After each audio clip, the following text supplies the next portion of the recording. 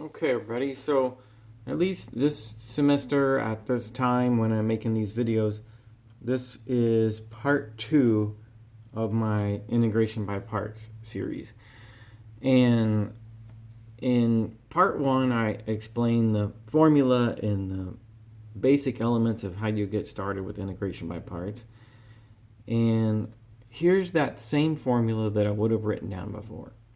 And you could think that it looks like you use integration by parts if you want to integrate the product of two functions.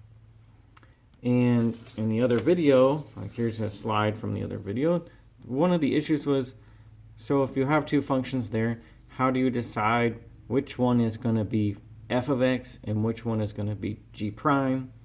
And then once you make that decision, here's your result. All right. Now, so it looks like you use integration by parts when you have a product, one function times another, like this one right here. Maybe that's an integration by parts problem because it's one function, 2x, times another function, 1 minus 4x squared to the negative 1/2 power. Okay?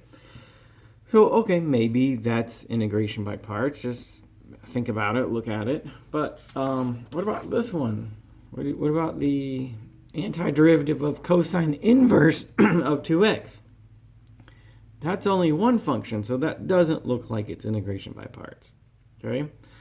Now, all right, so I guess then for me to say that you use integration by parts for a product, when the integrand is a product of two functions, that would be not true all the time. Because how do you do this problem? It's a product, but we need to learn to recognize this as a U substitution problem. Okay? That's how you do that one.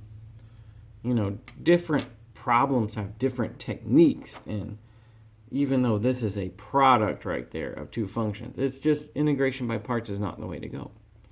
It's U substitution because if I choose this to be U, between the 2x and the dx, I can also substitute du, and I can get an easy form of integration. Okay? Now this one, because it's not a product of two functions, or at least it doesn't appear to be, you might think, well, how could that be integration by parts? But this is the one that's integration by parts. All right? Although it may surprise you, that one you do by integration by parts. Okay. So how about this? Since I mentioned this one, I'll go ahead and do this one. All right. So this is a U substitution problem. And the way that we want to go is we want to let U be 1 minus 4x squared. Okay. And then as a consequence of that, we want du to be negative 8x dx. And I have to reconcile this part right here so that it can be substituted up there.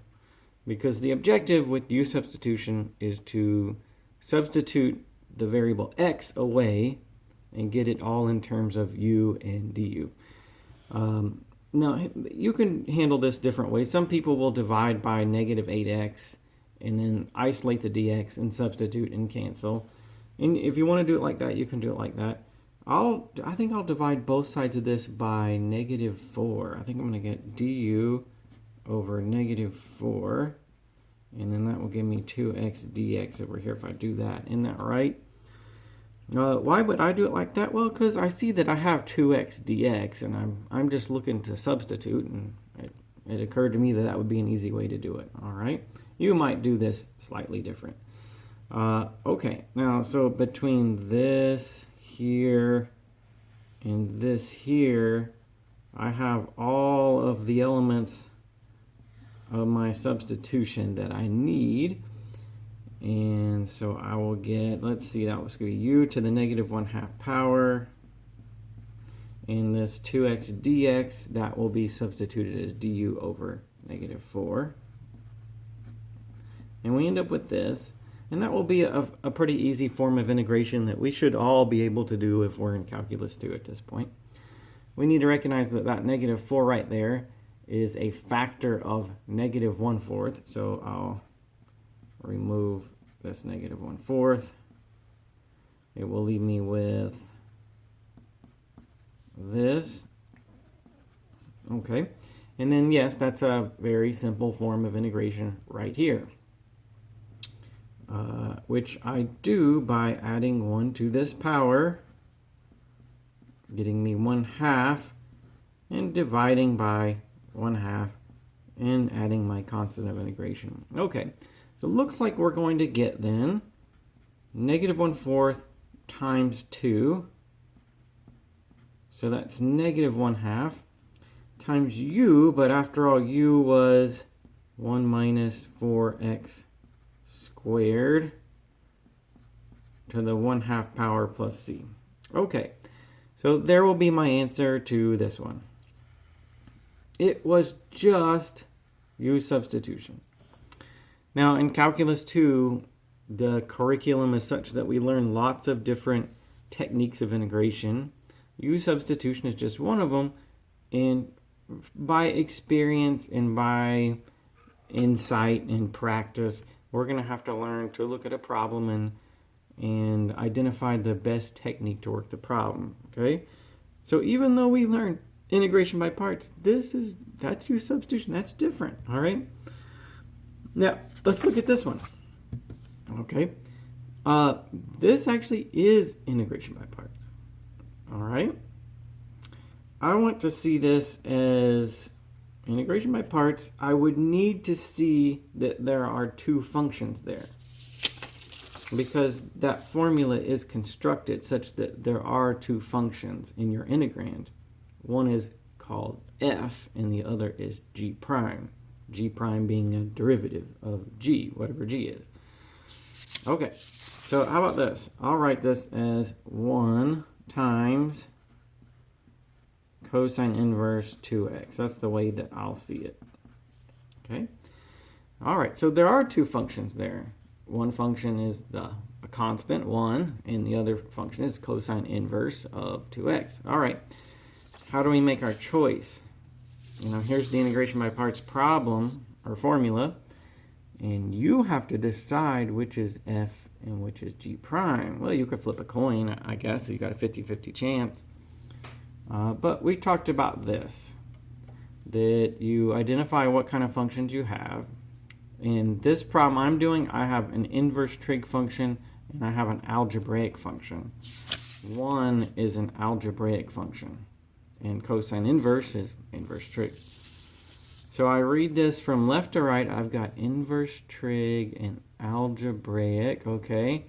And as I read this left to right, I want I to be the f function and a to be g prime. Okay, so here's my integration by parts choice. F, that will be the inverse trig function. Cosine inverse 2x.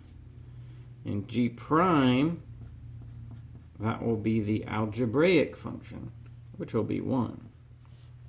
Okay. Now, what's our answer? Okay, the integration by parts formula is, once you decide on that, this is going to be f times g minus the antiderivative of f prime times g. Okay, so I've got to figure out f prime right there, and I've got to figure out g. So if that's f, what's f prime? Okay, well, let's talk about a quick rule, all right, just for the sake of review. Let's see, rule. Okay, what is by the chain rule, the derivative with respect to x of cosine inverse of some function u? U is a function of x in this context. It will be negative 1 over root 1 minus u squared times du dx. Okay, so in my case right here, f prime, well, that's going to be, let's see, let's do like this. Root 1 minus, so what's u? 2x, so root 1 minus 4x squared. And then the du dx, that would be 2. So I'll just say -2 like that. Okay? All right, so that's f prime. What's g? I'm running out of room. I'm going to write g over here. G of x is x, right? Is it true? If that's g, what's g prime? It's 1. All right. So, okay. So let me kind of contain this in a bubble here. All right, that's my setup. All right. Let me continue this down here where I have a little bit more room. Okay? All right. So the antiderivative of cosine inverse 2x dx is, all right, f times g. So that's going to be x times cosine inverse 2x, f times g. All right. And then it says minus the antiderivative of f prime times g. All right, and there's f prime, there's g. Now, I've got that minus. I'm going to go ahead and carry that minus out when I put it over here, and that's going to be a plus. But I'll get what if I multiply these together? Otherwise, I'll get 2x. Okay? Divide by root 1 minus 4x squared dx. Okay. Now to finish this problem and get my ultimate answer to the antiderivative of cosine inverse 2x, I have to figure out a way to do this, right? What kind of problem is that? Well, I hope that looks familiar. 2x over root 1 minus 4x squared. Let's see. That's this. 2x over root 1. Oh, so I did that already. Okay, that was my plan. So we've got that. So let's just put a note here that, yeah, we get to this point. We have our problem. We identify it as integration by parts. We find all the stuff we need to take care of integration by parts. We get here, and then we recognize that that's just a U substitution problem. And when we do that, at this point, though, I just happen to have already done that. So I'm going to write my answer like this. X cosine inverse 2x. And then what was the answer to that one? It was -1/2 root 1 minus 4x squared plus c.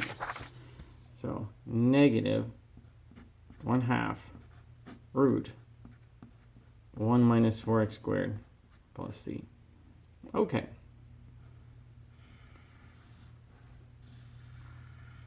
So, yeah, it will take some practice to know the right technique. Hopefully, by this point, we practiced enough U substitution to recognize those. This one being integration by parts may have surprised you, but now you see how it works. You could do a tangent inverse or a cosine or sine inverse the same way, okay? And now, from having seen this one, you'd recognize those as integration by parts also.